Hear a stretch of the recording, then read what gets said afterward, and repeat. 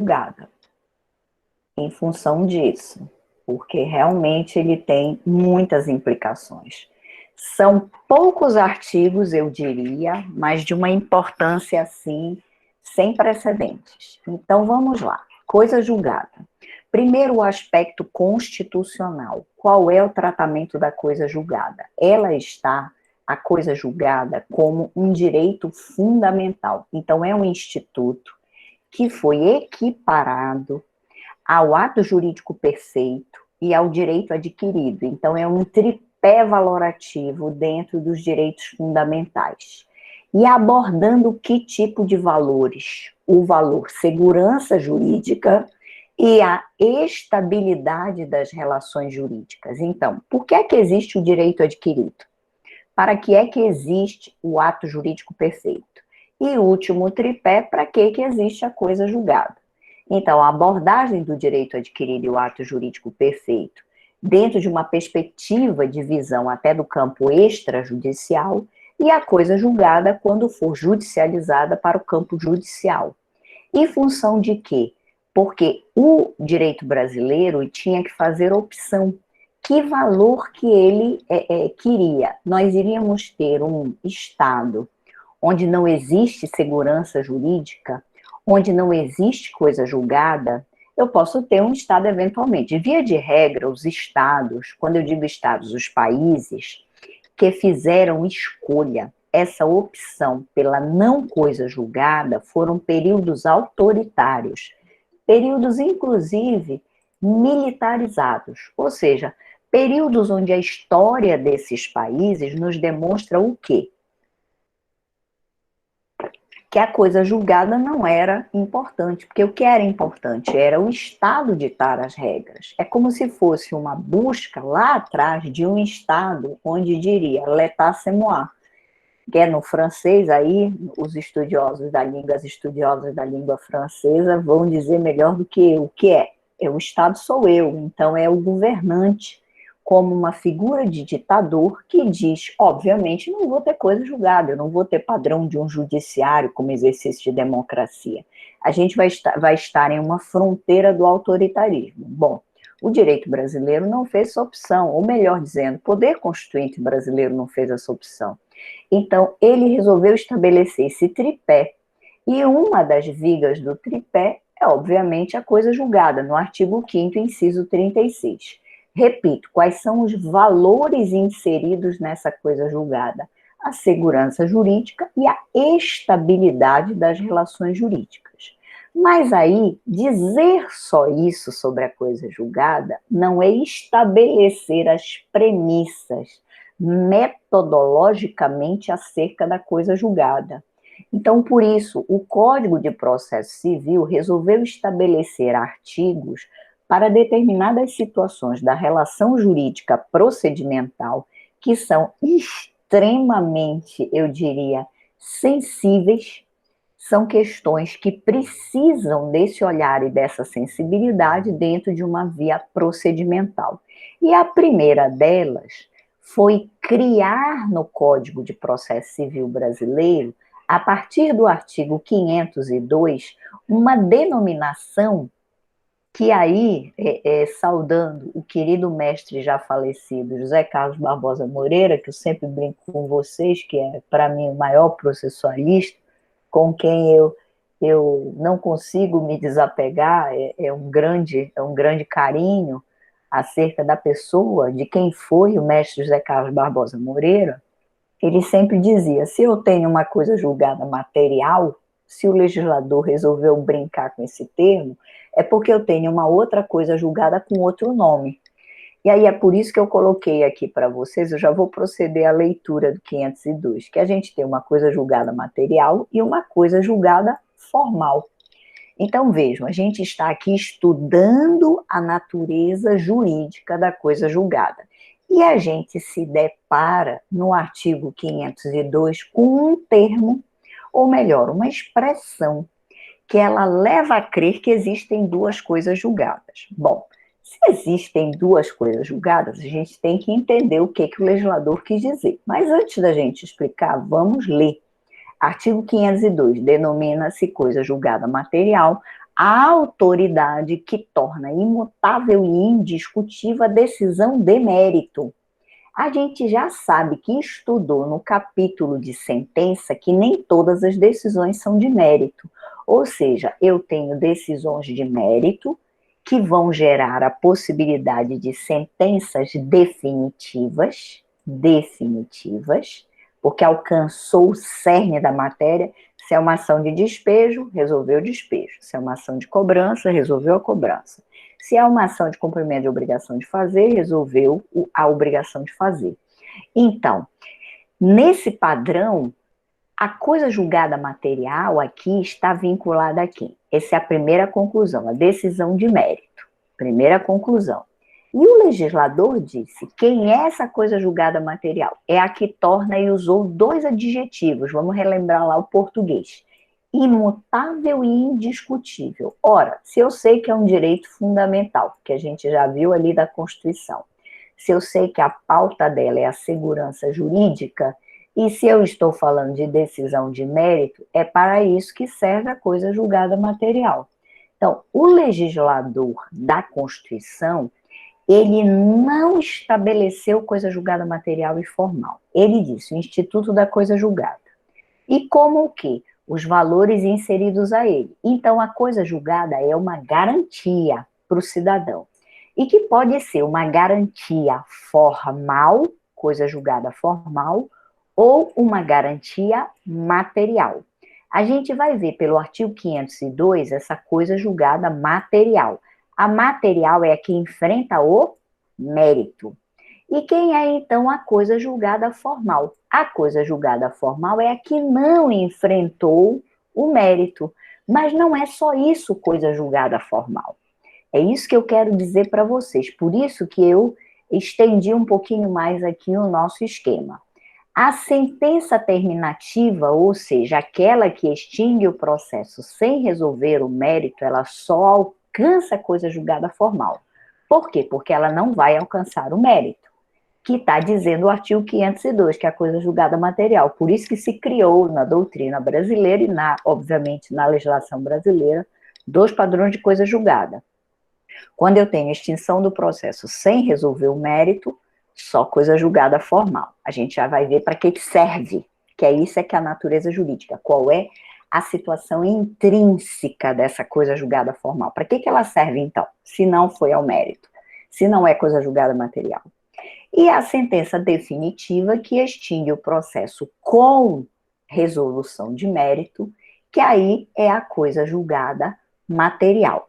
Esse, diríamos, é um padrão procedimental. Então, associar extinção do processo sem resolver o mérito, sentença terminativa ou processual, à coisa julgada formal, e associar a extinção do processo com resolução de mérito à coisa julgada material, porque invadiu, porque foi a questão intrínseca do mérito, do rol dos pedidos, observando a causa de pedir.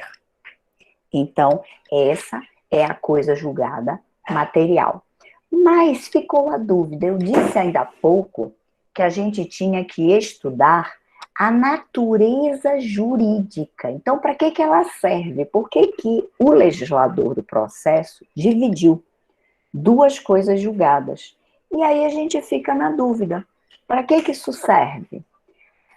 A natureza jurídica da coisa julgada, existe uma discussão doutrinária para a gente entender a coisa julgada formal e material. Para Didier, Paula e Rafael, que são os três que escrevem o volume 1, primordialmente, o volume até o 2 também, e até o 3, com já o professor Leonardo Cunha, que eu até não mencionei aí, mas também, a coisa julgada é um efeito jurídico que decorre da lei. Então, a legislação estabeleceu uma projeção no tempo e determinou um efeito jurídico decorrente dela, para se alcançar essa estabilidade, essa segurança jurídica, esse padrão imutável e indiscutível que foi uma opção do legislador brasileiro, desde a Constituição. Mas para Liebman, quando veio aqui Esta conceituação de imutável e indiscutível, por isso que eu logo falei do português e aí mencionei para vocês o estudo da aula de português aqui no direito, Liebman construiu no seu livro sobre eficácia e autoridade da sentença, e obviamente a projeção da coisa julgada, que a coisa julgada é uma qualidade da decisão. Então, olhem só, hoje eu sou juíza, eu prolato a decisão. Essa decisão está passível de recurso. Se ela está passível de recurso, então ela ainda não atingiu a coisa julgada, correto? Então, ela ainda pode ser modificada, ela ainda é mutável. Olha aí o antônimo, o imutável, ela ainda é discutível. Então, repito, a sentença ainda sujeita a prazo de recurso, ela ainda é mutável e discutível. Logo, não atingir a coisa julgada material. Tudo bem? Logo, não atingir a coisa julgada também formal, porque ainda tem recurso. Tudo bem? Então serve para as duas. Porque a gente está discutindo o quê? A natureza jurídica. Então, Liebman disse que não é efeito decorrente da lei, é a qualidade da decisão, ela se qualifica, ela se adjetiva. Ela não é mais só uma mera situação jurídica passível de recurso. Ela agora se qualificou, ela se tornou imutável, ela se tornou indiscutível. Por quê? Porque passaram todos os recursos, perdi de vez, ou eu podia recorrer, não recorri e deixei acontecer. Qual é o último golpe de misericórdia do sistema? O trânsito em julgado, a última situação do sistema. Tudo bem? Então, vejam, Liebman entendeu que a teoria da natureza jurídica da coisa julgada seria a teoria da qualidade da decisão. E para Fred, Paula e Rafael e outros tantos na doutrina, eu estou citando aqui uma doutrina extremamente abalizada e respeitada, ela seria a coisa julgada um efeito jurídico que decorre de lei. Isso tem base em autores italianos, autores alemães, e assim vai embora. Mas eu estou aqui resumindo, para a gente ir adiante. Bom, isto não me explicou o quê? O que eu disse para vocês que é uma ponta que ainda está aí aberta. Qual é? Professora, por que existe diferença entre coisa julgada material e coisa julgada formal? Eu falei no padrão genérico da coisa julgada. Se o artigo 502 resolveu falar da coisa julgada material, eu tenho que entender qual é o sentido. Tudo bem, a gente está discutindo que um defende que é efeito, o outro defende que é qualidade, por causa lá do imutável e indiscutível, tá? Mas para que serve o Instituto? Vamos lá. A coisa julgada material é aquela que projeta-se para fora do processo. É a coisa julgada propriamente dita, ou seja, é o que alguns autores, inclusive um já antigo falecido, o professor Frederico Marx, dizia, é a verdadeira coisa julgada. É a coisa julgada propriamente dita. É a que chegou ao mérito e disse o quê? Ou a decisão é procedente ou é improcedente. Tudo bem? Então ela se projeta perante todos e contra todos. Esta é a verdadeira coisa julgada. Então, eu cheguei ao despejo, eu disse despejo procedente, vamos retirar a pessoa da casa.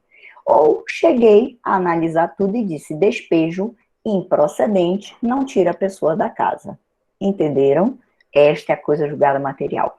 Todos que estão para essa situação têm que o quê? Respeitar essa coisa julgada, porque ela se projeta extramuros do processo. Ela é, repito, perante todos e contra todos. Ela é erga omnes.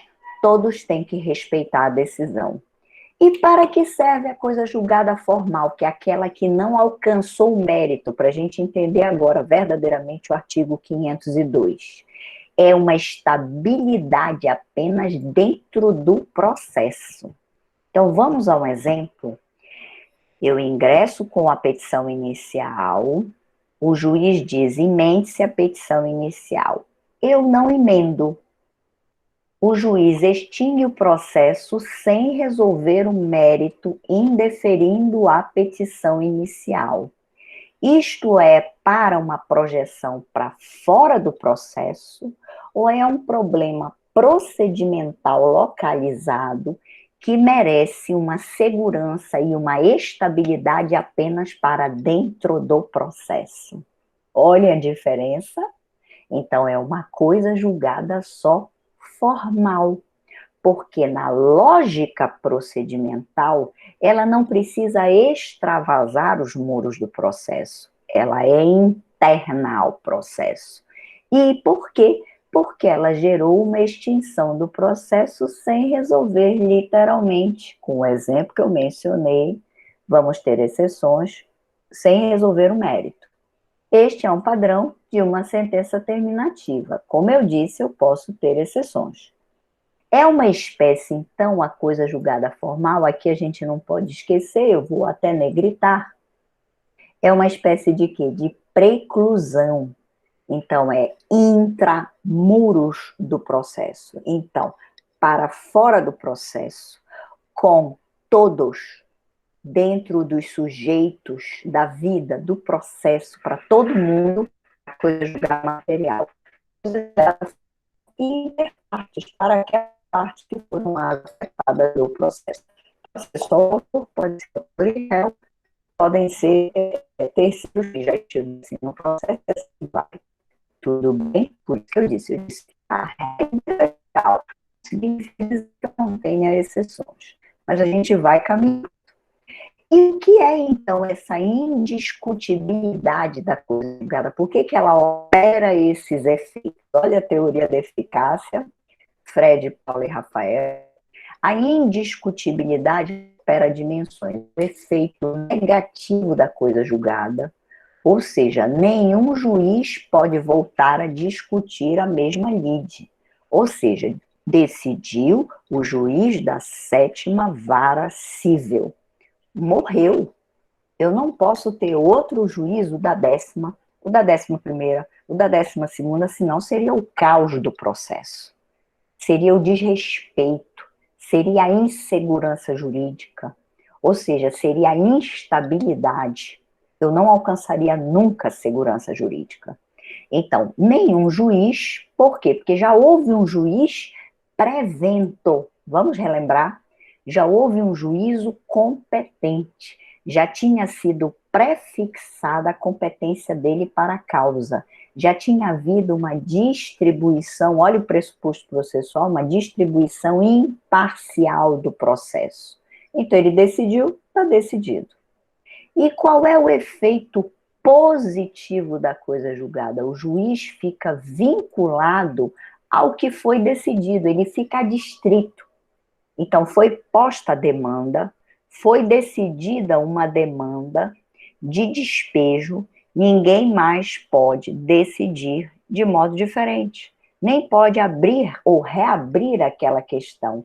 A questão já poderia ter sido reaberta e discutida em um recurso. Se alcançou a coisa julgada, se alcançou o trânsito em julgado, o juiz está vinculado, ele está adstrito ao que já foi decidido. Se houver um outro processo, que não de despejo, que tenha influência aquela decisão, aquela situação decidida, o juiz do outro processo fica vinculado ao que foi decidido como questão prejudicial.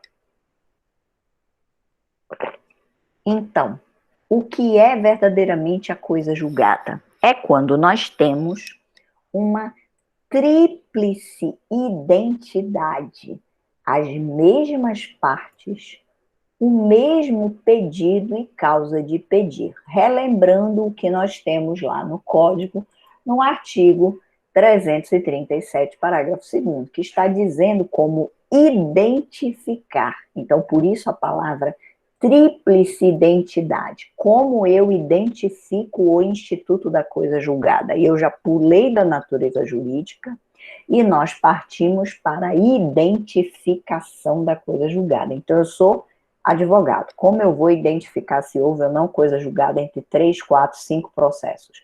Eu vou ter que observar se eu tenho partes, causa de pedir e pedido, dentro de um padrão de identidade, ok? Mas nós temos exceções. Como é a coisa julgada do processo coletivo? Ah, professora, a gente não está estudando processo coletivo. Mas a gente não deve já, pelo menos, dizer a exceção? Então, vamos entender que é um sistema diferenciado. É uma teoria geral de um procedimento diferenciado. No que ele se diferencia o processo coletivo? No processo coletivo, eu posso ter coisa julgada sem ter as mesmas partes.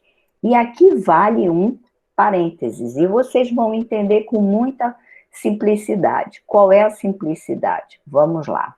Se eu tenho um desastre ambiental, vamos dar um exemplo, que foi o nosso exemplo recente, Brumadinho, tá?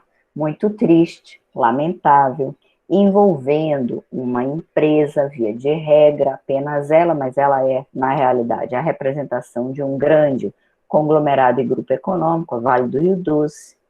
E aí a gente pensa, quem vai ingressar com a ação coletiva? O Ministério Público Estadual. O Ministério Público Estadual ingressou. Ingressou o Ministério Público Federal. O direito é deles. Ingressou o Ministério Público do Trabalho. Ingressou o município de Brumadinho. Ingressou o Estado de Minas Gerais. Eu estou dando exemplo de quem? De legitimados coletivos. Ou seja, são vários os legitimados a demandar.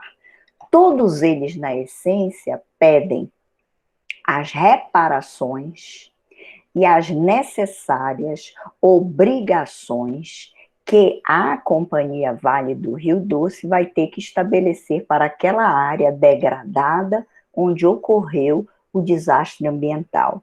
Inclusive, houve até um acordo já para pagamento de trabalhadores, as indenizações, os que faleceram para as famílias, os que tiveram sequelas, enfim, vai embora a situação. Mas o que é que eu quero dizer? Quando o Ministério Público do Trabalho, ou o Ministério Público Federal, ou o Ministério Público Estadual, ou o município de Brumadinho, ou o Estado de Minas Gerais, quando eles ingressam com a ação, a pergunta que não quer calar, é para um direito deles, ou eles ingressam em nome próprio, Ministério Público do Estado de Minas Gerais, Promotoria de Brumadinho. Eles ingressam em nome próprio, repito, mas defendendo um direito alheio. Então, é a substituição processual que a gente estudou lá em processo civil, tá? Anteriormente, E o que é essa substituição processual? O direito não é deles, eles estão defendendo um direito alheio. Logo, as partes não vão ser as mesmas, mas eu vou ou não ter coisa julgada? Vou. Por isso que no processo coletivo, eu tenho os mesmos pedidos, ou seja, os pedidos e a causa de pedir idênticas, mas eu não tenho as mesmas partes. Então, eu posso ter duas ações coletivas, onde uma, o legitimado ativo é o Estado, e na outra é o Ministério Público. E, em essência, elas têm que ser conectadas, vamos falar o instituto técnico, deve haver conexão, que já estudamos também no processo 1, elas têm que ser reunidas perante o mesmo juiz, para que não ocorra o problema da coisa julgada, que uma não seja julgada na frente da outra e impossibilite ou inviabilize a outra. A melhor solução qual é? Reúne todas com o mesmo juiz, conexão, repito, para que ele decida todas elas em conjunto. Mas, o que é que eu quero dizer? Para avaliar a coisa julgada, se uma tiver o lapso temporal diferente da outra, eu não posso levar em consideração no processo coletivo as mesmas partes, porque as partes não são as mesmas. Eu posso ter uma ação civil pública, onde o legitimado coletivo é defensoria pública, e eu posso ter uma mesma ação civil pública, mas só que o legitimado coletivo é o Ministério Público.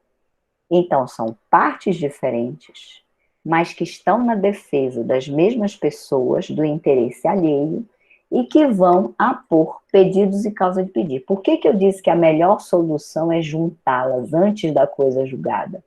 Porque uma pode ser maior que a outra em termos de pedidos. Então, a conexão e continência, vamos relembrar, a conexão e continência, elas levam a gente a uma melhor análise do produto do processo coletivo. Querem um exemplo? Lá em Brumadinho foram várias ações coletivas. Por que reuni-las? Porque em uma viram sobre um aspecto. E aí pediram o problema lá da barragem, em determinado aspecto. A outra já conseguiu ver sobre outro aspecto. Isso tudo eu estou falando na mesma justiça, porque quando a justiça é diferente, aí já é outra situação, tá? Então, essa é a ideia, o processo coletivo plural. Agora, se houver um descompasso do tempo do processo, como é que eu, advogado, vou analisar o perfil da coisa julgada? Não é pelas partes, no processo coletivo. Eu tenho que ver pedido e causa de pedido. Se um deles furar, e se um deles não estava incluído, posso ingressar com outra ação? Deve. É esse que é o raciocínio, me entenderam?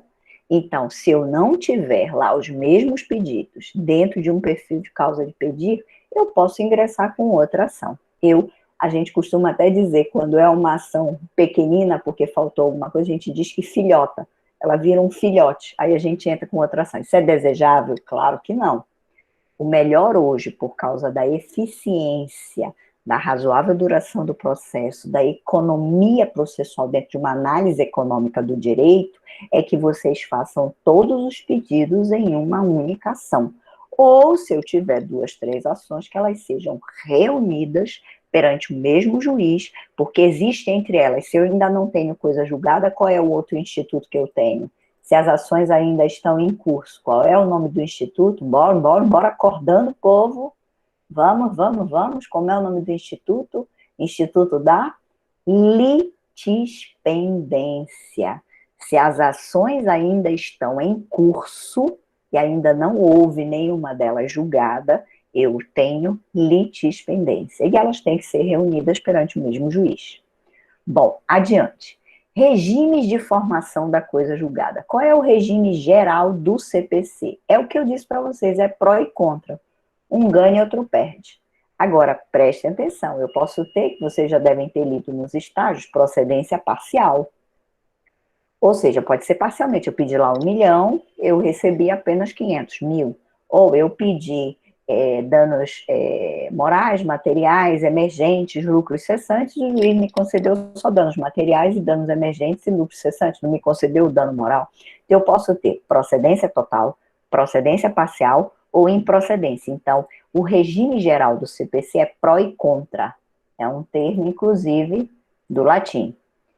E eu posso ter a chamada coisa julgada secundum eventum litis. Professor, eu posso aportuguesar? Não é utilizado.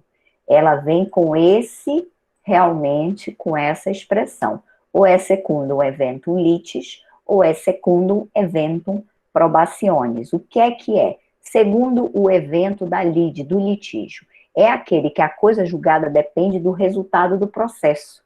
Então, por exemplo, se ela foi procedente, é segundo o evento da lide.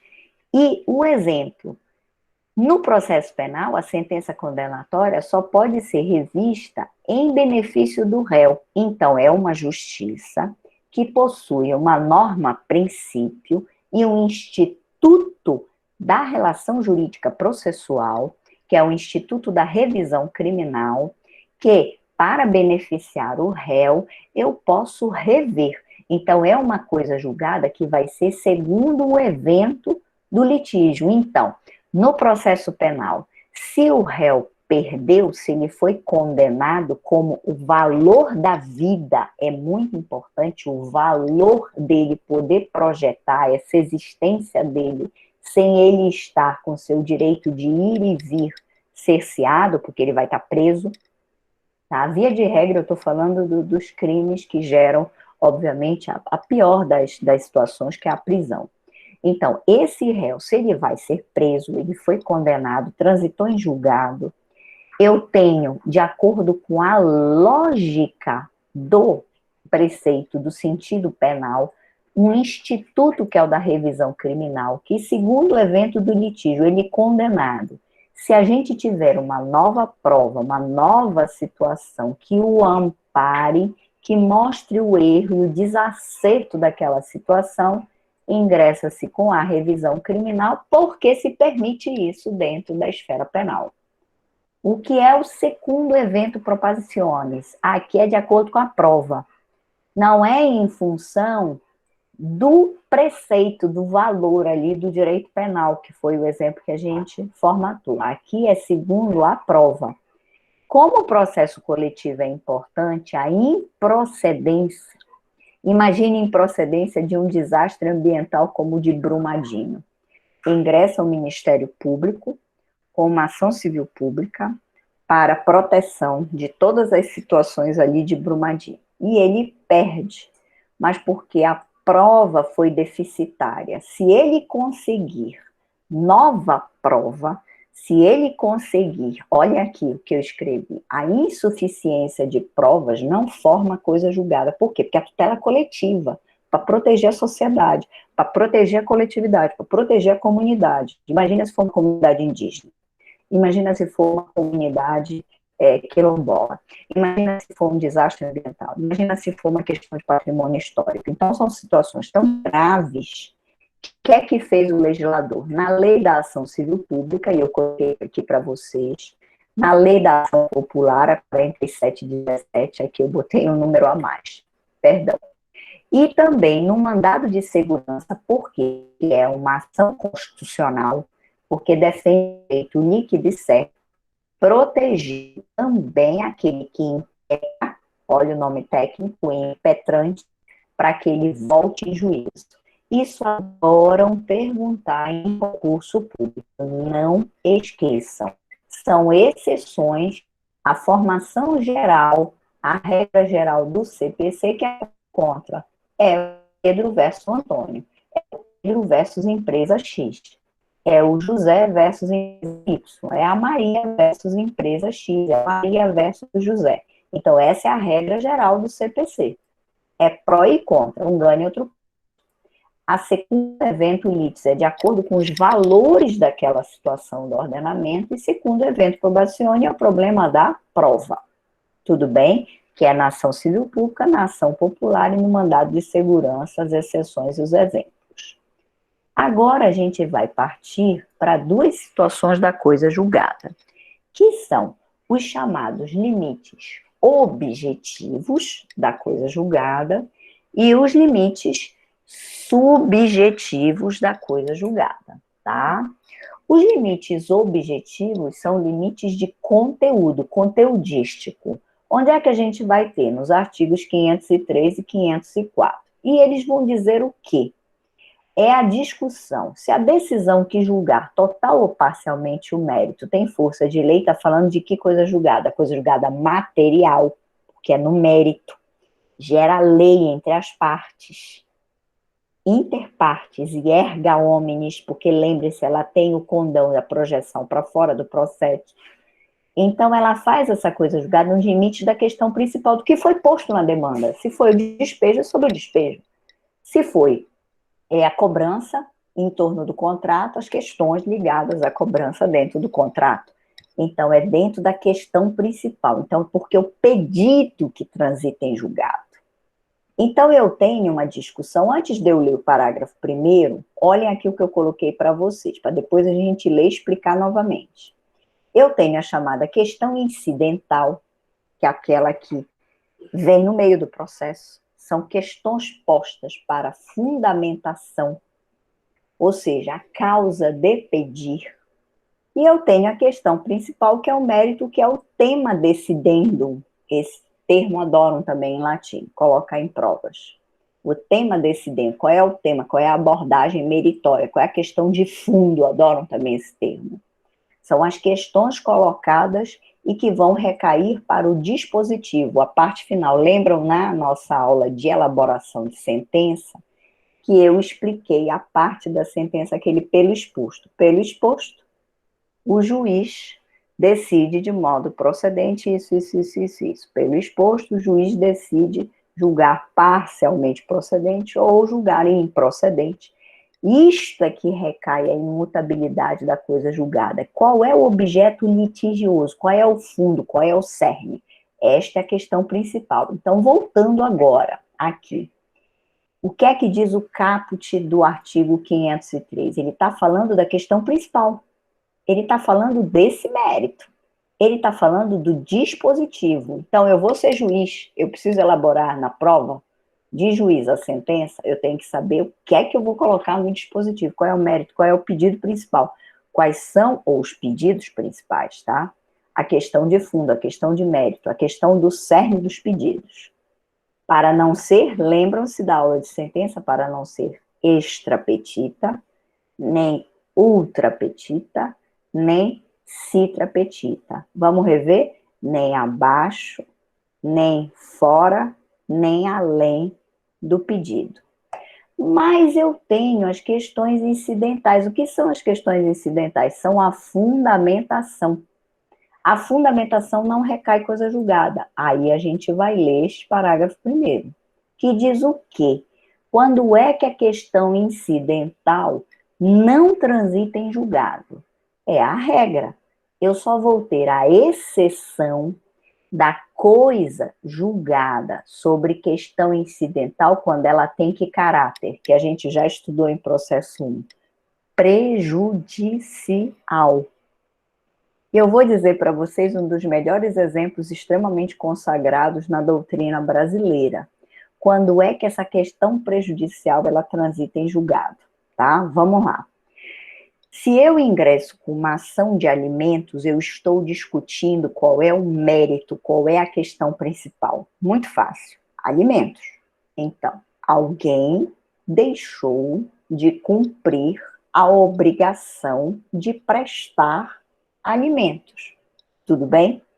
Por que eu disse alguém? Porque a gente tem mania de dizer o pai. Não é só o pai. Pode ser o avô, pode ser a mãe.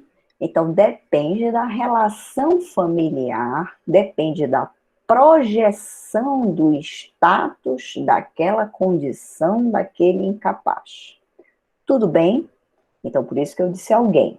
Bom, então, o cerne, a questão principal de mérito, qual é? O tema decidendo alimentos. Ponto. Aí, na hora de contestar lá aquele tio, ou melhor, aquele pai ou aquela mãe pega e suscita na sua contestação uma questão prejudicial. Ele diz: eu não sou o pai dessa criança, eu não tenho vínculo, eu não tenho relação jurídica com ela. O juiz pode conceder a questão principal sem passar pela questão prejudicial, incidental, é o que diz o parágrafo 1º como exceção. Por isso que eu coloquei aqui exceção. A exceção está, então, para a questão prejudicial incidental. Então, vou só ajeitar aqui para vocês, parágrafo. Tá? Então, a questão prejudicial incidental. Toda vez que eu tiver uma questão prejudicial incidental, sobre ela existe e se afere o trânsito em julgado. Então, a questão principal é alimentos, a questão incidental é prejudicial aos alimentos, que ele vai ter que investigar a paternidade para ele poder decidir. Já foi alvo, inclusive, de prova este exemplo que eu estou mencionando para vocês do Tribunal de Justiça do Estado do Pará, na prova de juiz. A sentença era um processo todo alavancado, onde você tinha uma defesa, onde os argumentos da defesa eram com uma questão incidental prejudicial de falta de paternidade, da relação jurídica de paternidade. Como isso é um enfrentamento que vai obstaculizar o mérito propriamente dito, que são os alimentos, nós temos a incidência do parágrafo 1º, o juiz tem que decidir, ele é obrigado a decidir e transita em julgado e vai alcançar a coisa julgada material, a imutabilidade e indiscutibilidade. Tudo bem? E agora a gente vai para também uma discussão de coisa julgada parcial ou progressiva. Vejam que no início do nosso encontro de hoje, meus caros e minhas caras, eu mencionei sentença. Eu disse, olha, coisa julgada material é para sentença definitiva, vou voltar lá para ajudá-los, tá? E a sentença terminativa é para coisa julgada formal, onde eu estou negritando aqui para vocês, onde eu estou destacando, tá? Só que aqui, coisa julgada, eu deixei para vocês parcial ou progressiva, o que é que é?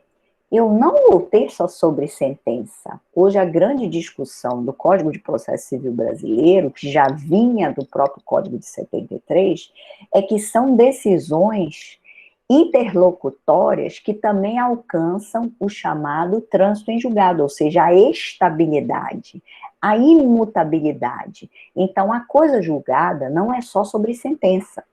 A coisa julgada não é só sobre acórdão, que é o julgamento colegiado dos tribunais. A coisa julgada também é toda e qualquer decisão que gere um obstáculo no processo. A situação gerou aquela situação obstaculizando o processo e o juiz precisa enfrentar e decidir. E se não tiver recurso, qual vai ser o recurso, professora, que a gente vai estudar no próximo semestre, que é o direito processual 3. Aí vai ser o recurso de agravo. As decisões interlocutórias são agraváveis e as sentenças são apeláveis. Isso é a regra. A gente vai ver que tem aí suas exceções, mas isso é a regra geral. Então, vamos ficar com essa primeira noção. Então, seja a decisão, passou o recurso, perdi o prazo, precluiu, olha lá a preclusão, o efeito preclusivo, acabou, gerou coisa julgada. Eu posso ter uma coisa julgada o quê? Parcial ou progressiva. Então, é o quê? São aquelas proferidas ao longo do processo. Várias decisões que possuem aptidão para tornar-se indiscutíveis pela coisa julgada. E eu vou relembrar vocês que eu já mencionei um exemplo, que é aquele exemplo de exclusão de um litisconsorte. Estão no processo eu, Andrei, Manu, Mari e Kilza, tá? Somos todos réus. Aí eu fico lá com o juiz, me exclua na minha contestação. O juiz marca audiência de saneamento, eu digo, excelência, me exclua, eu não tenho nada a ver com essa situação. Aí o juiz me exclui. O processo continua ou não? Com Andrei, Mari, Kilza. Continua. Então, só a Gisele sendo excluída, para a Gisele, é uma coisa julgada parcial. Posso dormir em paz? Posso. Se ninguém recorreu, se isso formar coisa julgada, ou após o recurso eu continuar ganhando, coisa julgada parcial, porque o processo continua com as outras pessoas e as outras situações discutidas. Tudo bem? Então, eu dei também os exemplos aqui, algo que eu já tinha até comentado com vocês, agora a gente está relembrando e indo mais profundamente no tema. Inclusive, aqui em Belém, um professor, José Henrique Mouta, que não está em Belém agora, está residindo em Brasília, a tese dele de doutorado foi sobre esse Instituto da Coisa Julgada Parcial ou Progressiva. Ou seja, as implicações que são sobre fatias do processo que vão sendo decididas. É como se eu tivesse várias decisões, como se fossem várias sentenças. Não é apropriado isso que eu estou falando, mas alguns até mencionam na doutrina. Seriam sentenças parciais. Tá? Sentenças parciais ao longo do processo, porque não acaba o processo. Decide só aquele problema e parte para outro. Por que eu disse que não é o mais apropriado? Porque o recurso não é a apelação. O recurso a gente vai ver depois que é o agravo. tá? Artigo 504. Não fazem coisa julgada. Professor, o que tem a ver esse 504? Vamos voltar lá? Eu coloquei aqui para vocês. Limites objetivos da coisa julgada. Se são os limites objetivos da coisa julgada, nós já estudamos o 503, agora vamos estudar quem? O 504. Não fazem coisa julgada. Os motivos, ainda que importantes para determinar o alcance da parte dispositiva da sentença, e a verdade dos fatos estabelecida como fundamento da sentença. Nós não falamos lá acima que fundamentos não fazem coisa julgada? Por quê? Porque, professor, eu já não lembro. Eu estou aqui um pouquinho, eu já acordei com um pouquinho de preguiça. Por que os fundamentos não fazem coisa julgada? Os fundamentos não fazem coisa julgada porque não são a questão principal. A questão principal é o mérito. Então, obviamente, a verdade dos fatos estabelecida como fundamento da sentença não transita em julgado. Agora, os motivos também não, porque também não são os fundamentos, tá? Então, o que é que faz coisa julgada? Somente a parte dispositiva que está ligada à questão principal, ao mérito. Exceção, relembrando também, só faz coisa julgada a questão prejudicial incidental, porque o juiz vai ser obrigado a enquadrá-la, a fundamentar e decidir no dispositivo, ou seja, vai entrar no dispositivo a questão prejudicial incidental. Naquela ação de alimento, como exemplo, o juiz é obrigado lá no pelo exposto a falar sobre os alimentos e a paternidade. Por quê? Porque eu só vou ter alimentos, olha a causalidade, se eu tiver a paternidade. Se eu não tiver a paternidade, eu julgo improcedentes os alimentos. Eles são casados, vinculados. Então, esse é outro limite objetivo, onde não forma coisa julgada. Então, o que é que são os limites objetivos da coisa julgada? Onde não vai haver coisa julgada, e obviamente eu vou extrair a contrário senso, onde vai ocorrer a coisa julgada. Vamos concluir. Onde ocorre a coisa julgada? Mérito, questão principal. Exceção, questão prejudicial incidental. Onde eu posso ter várias coisas julgadas? As decisões interlocutórias que decidem parcelas de mérito, onde são importantes para o mérito. Ou o juiz decide tudo lá ao final, ou o juiz vai decidindo situações parciais, onde ele deve hoje decidir em função da razoável duração do processo. Já imaginaram alguém que não pode ser condenado, vai esperar 10 anos a decisão? Essa pessoa pode ter um dano psicológico, ela pode até se suicidar. Imagina em situações, a empresa dela pode falir, ela pode não conseguir contratos, ela pode não licitar. Então, vejam, são situações que vão gerar danos. Pode até ter uma ação depois de uma empresa contra quem? Contra a União. Porque quem é o Poder Judiciário? É ou não é? Face do Estado. Pode ter contra a União, se for o Poder Judiciário Federal, e pode ter uma ação de responsabilidade pelo dano gerado em função do tempo do processo contra quem? Contra o Estado. Imaginem uma empresa ficando impossibilitada das suas situações normais, porque o processo demorou 10 anos para excluí-la. Então, o juiz tem que decidir de modo parcial, sim, progressivamente, para ir ajeitando a casa do processo, para saber o que é verdadeiramente aqui, olha, o mérito, o chamado tema decidendum, tá? E se eu tive, em homenagem de novo ao professor Barbosa Moreira, limites objetivos, teremos, a contrário senso, os chamados limites subjetivos. Subjetivamente, a quem vai vincular aquela coisa julgada? Vincula logo todo mundo? Eu disse que ela é perante todos, mas ela vincula imediatamente quem? A pró e contra interparte. Se o processo foi entre Gisele e Raquel, vincula quem? Gisele e Raquel. Então, vai vincular partes, os sucessores e o Ministério Público. Esta é a decisão do STJ no RESP 1.155.793. Então, a sentença faz coisa julgada às partes, entre as quais é dada. Então, se o processo é Gisele e Raquel, como é que ele vai fazer eco na Manuela, na Emanuela? Não pode. Ele tem que fazer eco em Gisele e Raquel, tá? Este é o processo mais simples, só que é óbvio que nós temos exceções. Quais são as exceções? As exceções estão para situações de alteração das partes ou nas ações coletivas. Explico com calma. Se a parte está em uma situação de ser substituída, substituição processual, olhe, não errem.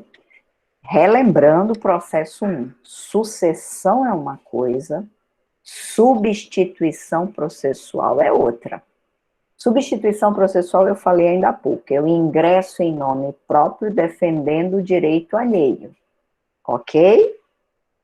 Sucessão não, sucedeu porque morreu, é sucessão mortis causa.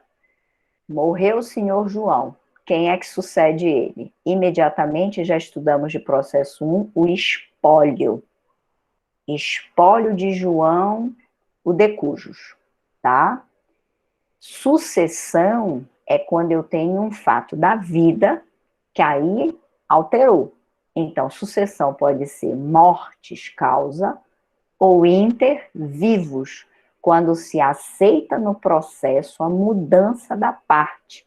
Porque, por exemplo, eu posso comprar um carro, mudei a situação, foi alienado, aí muda para o processo. E aí a parte que está acionando aceita, isso é sucessão. A substituição não, é quando ela não aceita e fica o processo no nome da parte que estava. Isso é substituição, que é aquele que ingressa em nome próprio, mas defendendo um direito que não é mais dele, que é um direito alheio. E isso acontece no processo coletivo. Por quê? Porque o Ministério Público ingressa em nome próprio, mas está defendendo o direito alheio. O Estado ingressa em nome próprio, mas o direito não é dele, ele está defendendo o direito da sociedade. A Defensoria Pública ingressa em nome próprio, mas está defendendo o direito dos vulneráveis, daqueles necessitados, de quem realmente está para o exercício da atribuição da Defensoria Pública. Tudo bem? Então, são exceções dentro da vinculação das partes. Por quê? Porque se ingressou o Ministério Público do Estado do Pará, eu não posso dizer que a coisa julgada é com o Ministério Público do Estado do Pará.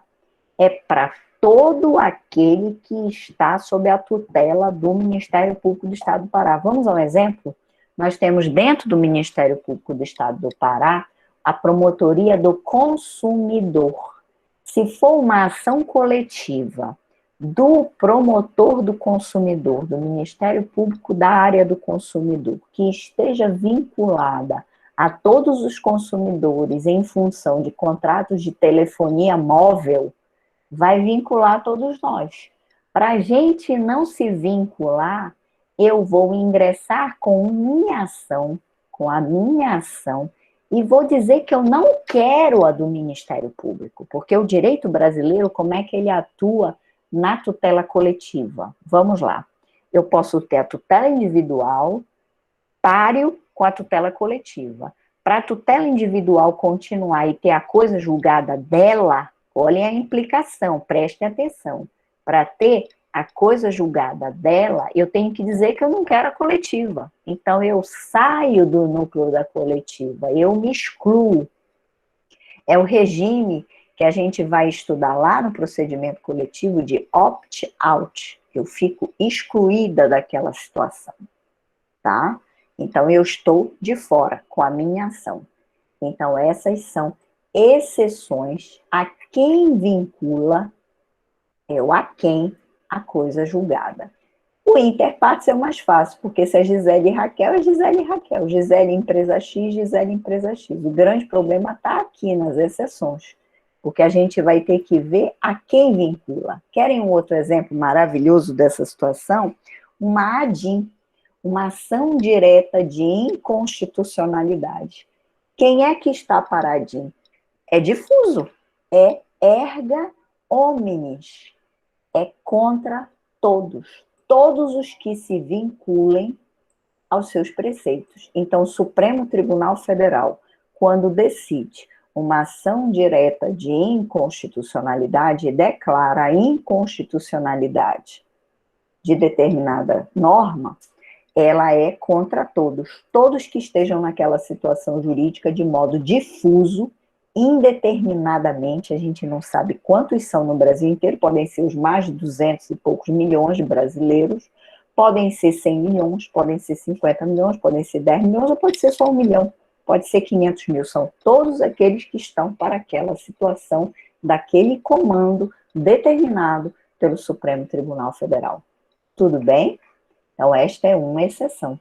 Porque quem é que ingressa com a ADIM? Quais são os legitimados ativos da ADIM? São eles que sofrem a situação? É o Procurador-Geral da República? É a mesa da Câmara? É a mesa do Senado? É o Presidente da República? Ou são todos aqueles que estão vinculados? Então, é uma exceção. Continuando. Eficácia preclusiva da coisa julgada. Artigo 508. Transitada em julgado a decisão de mérito, ou seja, está se reportando aqui coisa julgada material, quando atinge a questão principal, quando atinge o tema decidendo, consideração deduzidas e referidas todas as alegações e defesas que a parte poderia, tanto ao acolhimento como à rejeição do pedido. Então, se eu cheguei lá, contei a história da batida de carro, pedi a indenização de dano material, tudo discutido, todas as alegações do autor, todas as alegações de defesa do réu, tudo aquilo incide a eficácia preclusiva da coisa julgada. Mas fica a pergunta, e se nascer amanhã nova causa de pedido, novos fatos vierem à tona, pode-se ingressar uma nova ação? Claro que pode. O que está dizendo o artigo 508 é o que foi para aquele processo. O que vier de decorrência para uma outra situação é um novo processo. E eu vou dar um exemplo que vai ficar muito simples para vocês, que vai ser aqui com o artigo 505 adiante, tá? Que são os limites temporais da coisa julgada, artigo 505. Então, esses dois institutos aqui, eles estão unidos, tá? A eficácia preclusiva da coisa julgada, quando é que eu posso ingressar com nova ação, em função dos limites temporais da própria coisa julgada. Nenhum juiz decide novamente a mesma lide, porque a gente já viu que é o instituto da coisa julgada, mesmas partes, mesmo pedido, mesma causa de pedir. Identidade de parte, pedido e causa de pedir. Exceção nos casos de substituição processual e nos casos propriamente da própria tutela coletiva, porque você ingressa em nome próprio, defendendo o direito alheio. Bom, isso pode ser na tutela individual e na tutela coletiva, que a gente já viu. O artigo 505 tem exceções. Olha aqui o que ele coloca. Que exceção é essa? Vamos lá? A exceção aqui, o salvo. E se a relação for de trato continuado, de trato sucessivo, que diz o Código Civil? Então, vamos lá. A gente tem um contrato que está vencendo parcelas, tá? A gente tem alimentos que vão sendo pagos mês a mês, ou contrato com prestações periódicas. Olha os dois exemplos, repetindo. Alimentos mensais e contrato com prestações periódicas. Então, é a chamada relação ou contrato de trato continuado ou sucessivo. Pode ou não pode, de acordo com a vida, ocorrer a teoria da imprevisão? E qual é o grande exemplo agora? A pandemia. Imaginem todos os contratos firmados antes da pandemia. Eles faziam previsão da pandemia? Claro que não. É a chamada teoria da imprevisão, a cláusula rebus sic stantibus dos contratos. Veio um fator imprevisto e imprevisível, altera ou não as condições do contrato. Aí você ingressa com uma nova ação, porque nasceu uma nova causa de pedir. Isso ofende a coisa julgada? Não. Por quê? Porque, eu repito, a teoria era o quê? imprevista e imprevisível. Então, qual é o exemplo? Ação de alimentos. Eu hoje ingressei com uma ação de alimentos com uma advogada, pedindo sobre a situação do réu que não quer prestar a obrigação de alimentos, pedindo 30%, porque hoje ele tem uma renda fixa, ele trabalha, ele tem condições de manter 30% para essa criança, por causa do padrão dela, eu junto o colégio, eu junto isso, eu junto aquilo, vai embora, tá? Perfeito. Amanhã ele perde o emprego, veio a pandemia e ele foi colocado na rua. O advogado dessa pessoa, desse réu, vai ingressar com a chamada ação revisional para modificar diante da nova causa de pedir, ele perdeu o emprego em função da pandemia e tem como provar que foi alterada a condição anterior. Logo, não tem mais condições de continuar com a prestação de alimentos, porque alterou a situação de fato. Mas a alteração é só de fato? Nem sempre. Eu posso ter alteração, olha o que diz o artigo 505, de direito. Quando é que a gente tem uma alteração de direito? Quando muda a lei. Quando é que nós já tivemos grandes alterações de direito no Brasil? Com as chamadas emendas constitucionais. Emendas constitucionais. Altera o sistema como um todo dentro daquela situação. Já tivemos alterações de emendas constitucionais gravíssimas. De justiça, por exemplo, a emenda constitucional 45, que mudou a competência da Justiça do Trabalho. Nós já tivemos alterações de emendas constitucionais modificando a questão dos servidores públicos. Nós já tivemos alterações legislativas para pular as emendas constitucionais na lei de reforma trabalhista. Então, apanha os contratos em curso, porque se trata de uma relação de trato continuado ou sucessivo, sim. Então, nesse caso, ofende a coisa julgada? Não. Por quê? Porque o fato da vida mudou. Ou mudou com o direito, ou mudou com o fato mesmo. É outro fato. Tudo bem? Sendo advogados, vão pedir a mudança. E, por fim, no Instituto da Coisa Julgada, que aqui a gente vai demorar um pouquinho mais, eu preciso que vocês leiam os textos que eu coloquei lá no SIGA-A. Tem textos de relativização da coisa julgada, esse é um assunto importantíssimo. Vocês precisam se debruçar. Quando é que eu posso dizer que existe uma chamada coisa julgada relativa? Primeiro ponto, essa é uma expressão que eu, Gisele, já até escrevi um artigo, não concordo. Não concordo.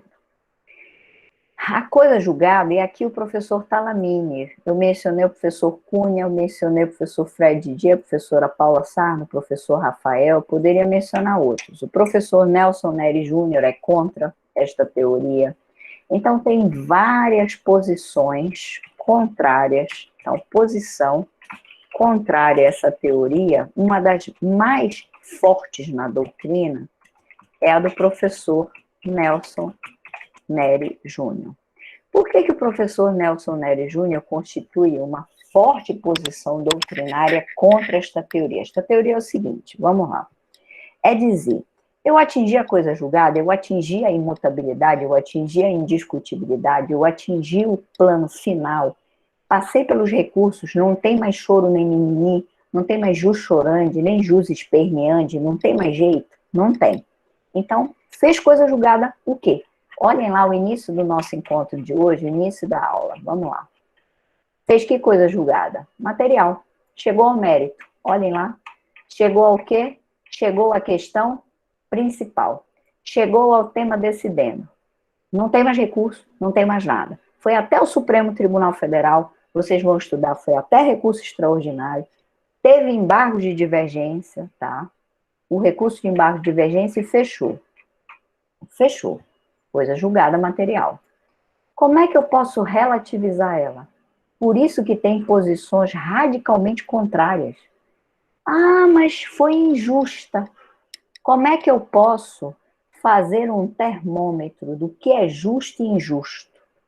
Como é que eu posso, olhem aqui, dizer quando a decisão é injusta, é desproporcional, é desarrazoada? Ah, mas essa decisão não foi justa. Meus caros, processo é risco.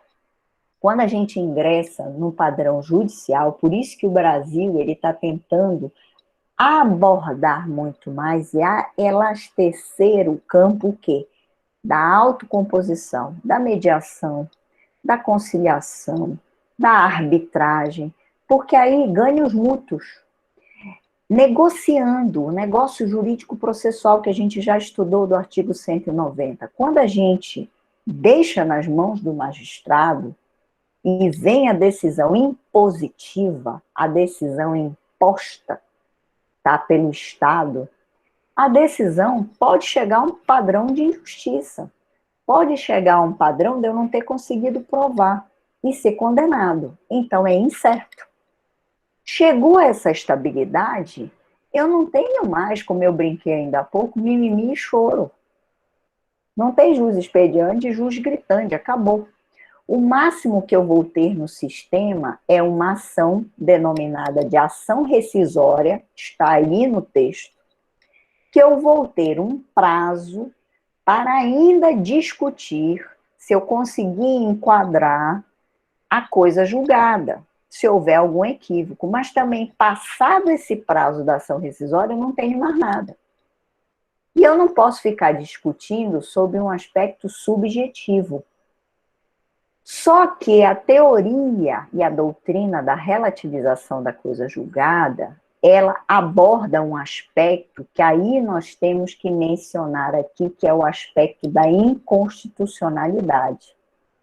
Quando nós temos uma inconstitucionalidade que ela leva a uma eficácia retroativa, pode apanhar ou não a coisa julgada. É esta que é a discussão.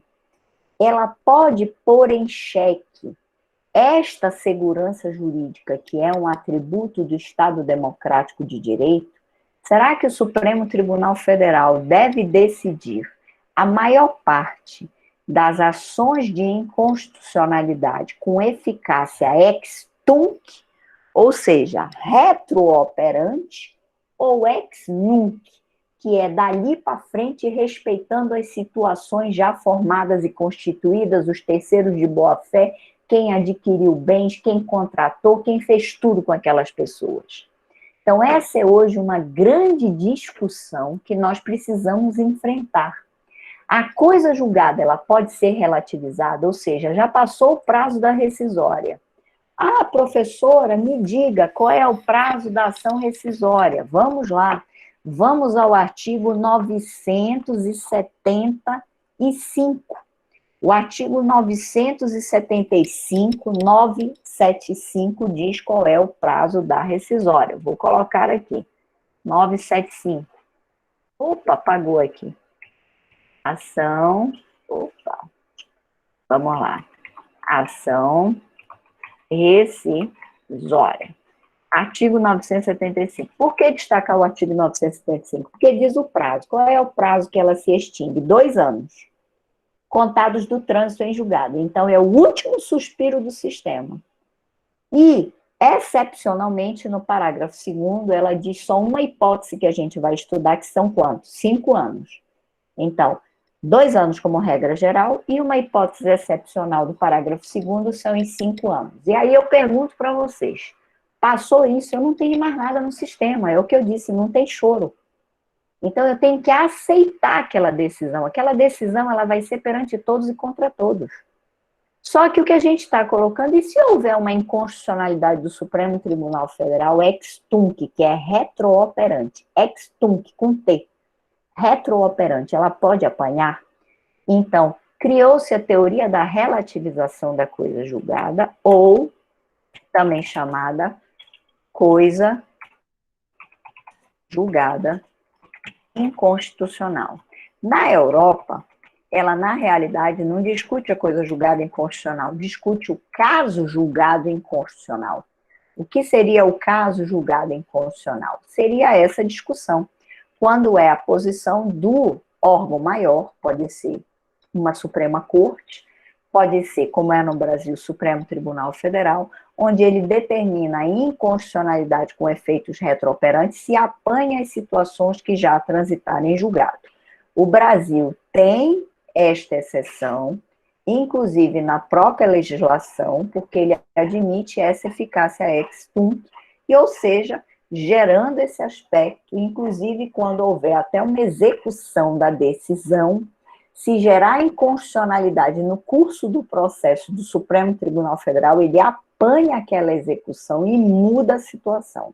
Isso gera, eu não tenho a menor dúvida de pôr em xeque, eu escrevi aqui para vocês, a própria segurança jurídica. Isso é extremamente perigoso. Eu preciso que vocês leiam artigos a respeito, que eu coloquei no Cigarra para a gente voltar a essa discussão. Mas, por hoje, a gente conseguiu fechar a coisa julgada em todos os seus artigos, dos artigos 502 a 508. Vejam que é denso o Instituto, vocês precisam enfrentar, vocês vão ter N situações na prática de ter que saber quando é que tem coisa julgada ou não, para poder entrar com outra ação, para poder renovar, se for o caso, uma ação, para ingressar com uma ação revisional de alimentos, revisional de aluguel, de locação. Tanto é que o programa de vocês coloca o nosso próximo assunto, que é a teoria geral dos procedimentos especiais, com ênfase na consignação em pagamento, na locação. E por que a locação? Porque eu tenho revisional. Se eu tenho a revisional do aluguel, é porque eu tenho a discussão aqui que a gente falou da relação de trato continuado ou sucessivo e as questões rebus sic stantibus. Então, são situações importantes para vocês, porque a gente já está se encaminhando para o final do nosso programa. Nós já passamos por provas, provas em espécie, sentença, coisa julgada, agora a elaboração da sentença, fizemos aquela aula, e agora vamos para os procedimentos especiais e juizados especiais, que também constituem um procedimento especial. E depois vamos passar os 2 trabalhos a respeito das nossas questões aqui.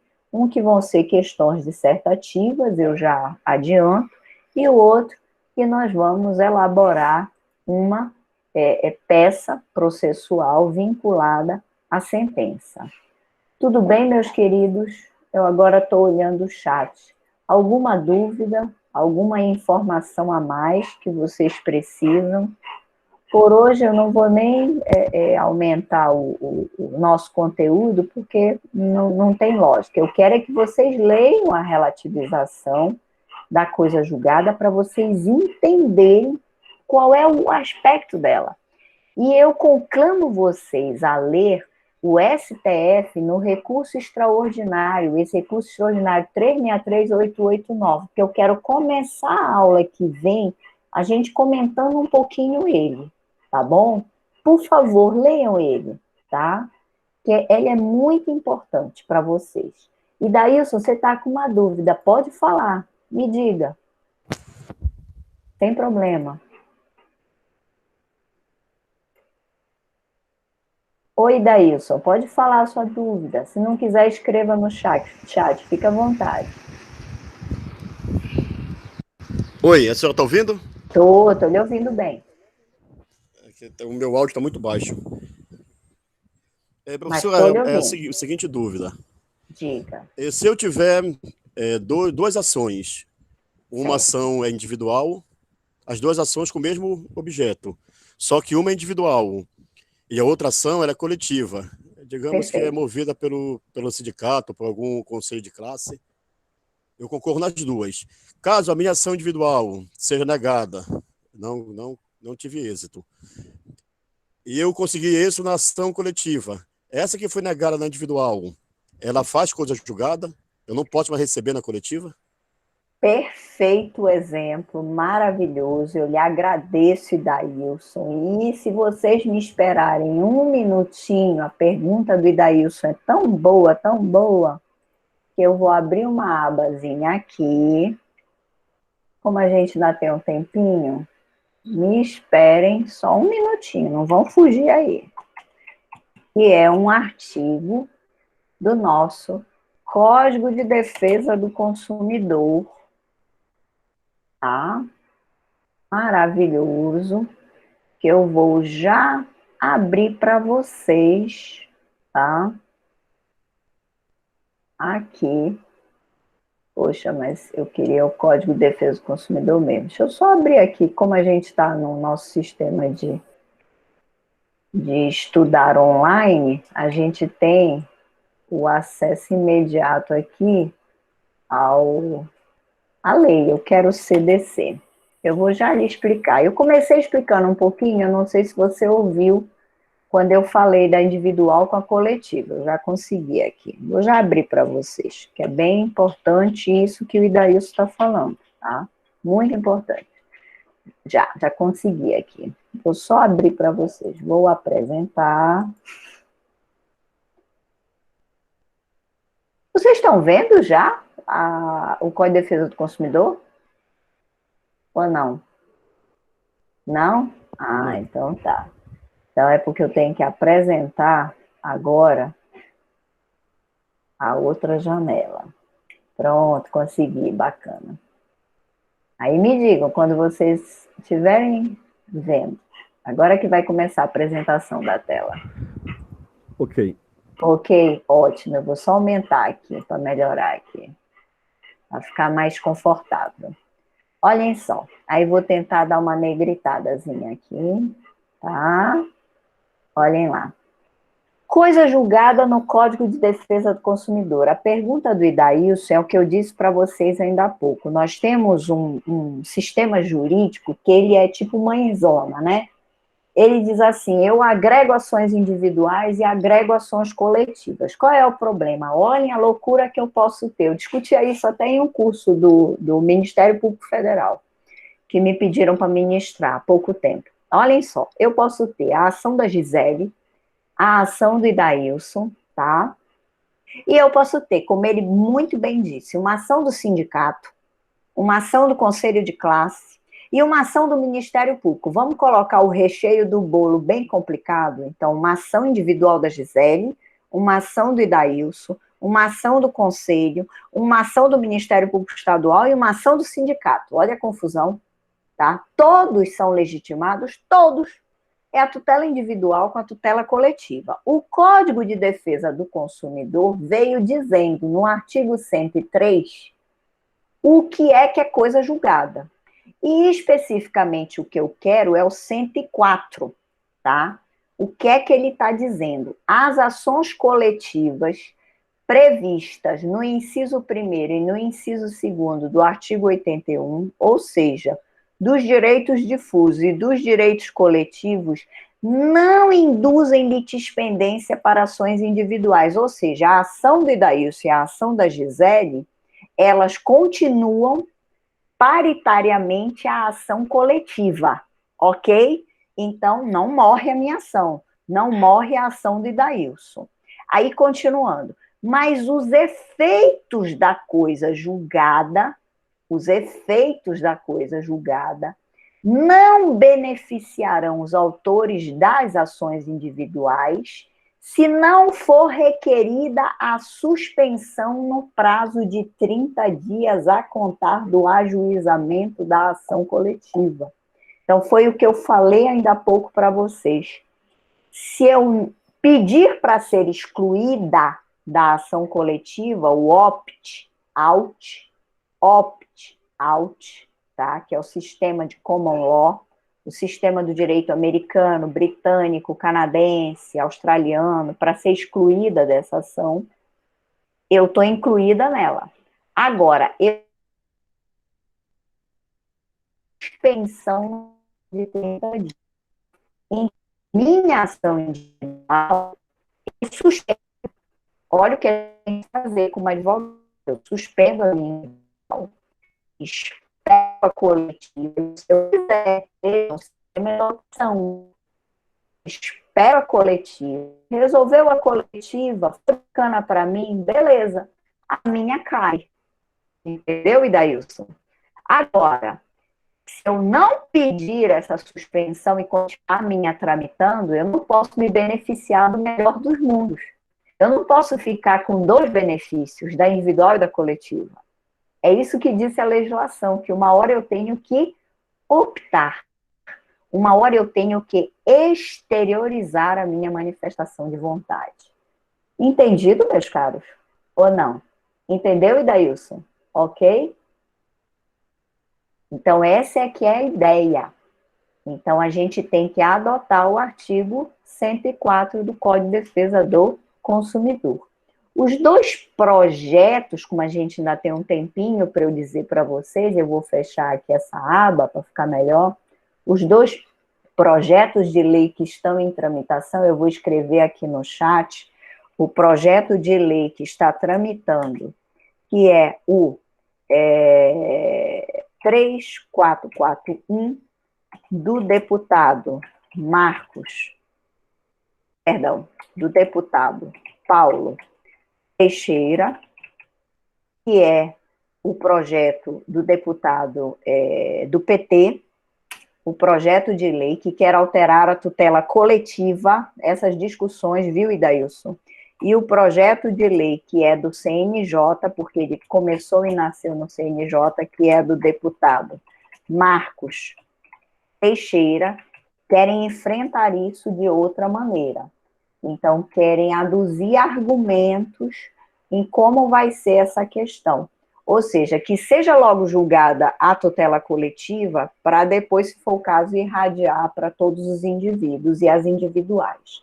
Mas hoje ainda é o que eu estou colocando, é apenas projeto de lei, isso ainda vai gerar muita discussão, existem outras propostas que vão vir, e enfim. É por causa desse problema, porque o nosso sistema ele é gigante. Ele tem tutela individual, ele tem tutela coletiva, e eles se irmanam, eles ficam convivendo. Então, uma hora, a coisa julgada de um não pode empatar do outro, e não posso querer as duas ao mesmo tempo. Eu perdi na minha individual, agora eu quero a da coletiva. Não, paciência, você arriscou. Então, eu não posso querer o melhor dos mundos. Então, essa é a ideia. Tudo bem, meus caros? Então, por hoje, a gente encerrou. Eu peço que vocês leiam esse recurso, tá? Que eu mencionei, tá aí na própria aula, agora eu consegui disponibilizar no YouTube, e a gente avança semana que vem para a teoria geral dos procedimentos especiais, tá bom? E aí, um forte abraço para vocês, tudo de bom aí nesse restinho de semana e um excelente final de semana. E aí, semana que vem eu já vejo também para a gente já pontuar as nossas provas, tá bom? Que aí vão ser assíncronas, não se preocupe, eu quero que vocês estudem a matéria, porque realmente ela é muito importante, tá? Um forte abraço, tudo de bom, gente. Bom dia e bom restinho aí de semana e final de semana, renovando novamente, tá? Um abraço para todo mundo.